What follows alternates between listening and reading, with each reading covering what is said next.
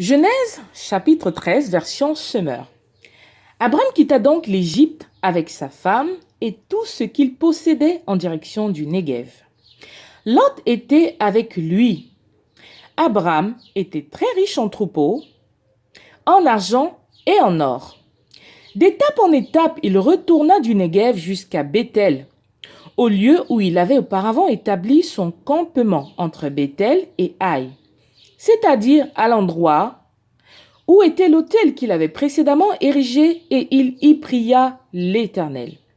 Lot, qui accompagnait Abraham, avait aussi des moutons, des chèvres, des bovins et des tentes. Et le pays ne suffisait pas pour qu'ils puissent habiter ensemble, car leurs troupeaux étaient trop nombreux. Et de plus, les Cananéens et les Phérésiens habitaient alors le pays. Alors les bergers d'Abraham se disputèrent avec ceux de Lot. Abraham dit à Lot, « Nous sommes de la même famille. Il ne faut donc pas qu'il y ait dispute entre moi et toi, entre mes bergers et les tiens. Séparons-nous plutôt. Tout le pays est à ta disposition. Si tu vas à gauche, j'irai à droite. Et si tu vas à droite, j'irai à gauche. » Alors Lot regarda et vit toute la plaine du Jourdain qui s'étendait jusqu'à Tsoar, avant que l'Éternel eût détruit Sodome et Gomorrhe. Elle était comme le jardin de l'Éternel, comme la terre d'Égypte. Lot choisit donc pour lui toute la plaine du Jourdain, et il se dirigea vers l'est. Ainsi, ils se séparèrent l'un de l'autre. Abraham se fixa dans le pays de Canaan, et Lot s'établit au milieu des villes de la plaine, dressant ses tentes jusqu'aux environs de Sodome. Or, les gens de Sodome étaient pervertis.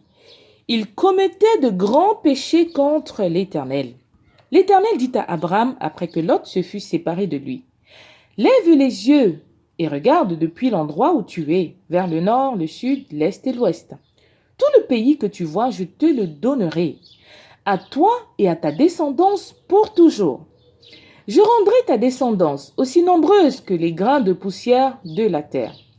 Si l'on peut compter les grains de poussière de la terre, alors on pourra aussi compter ta descendance.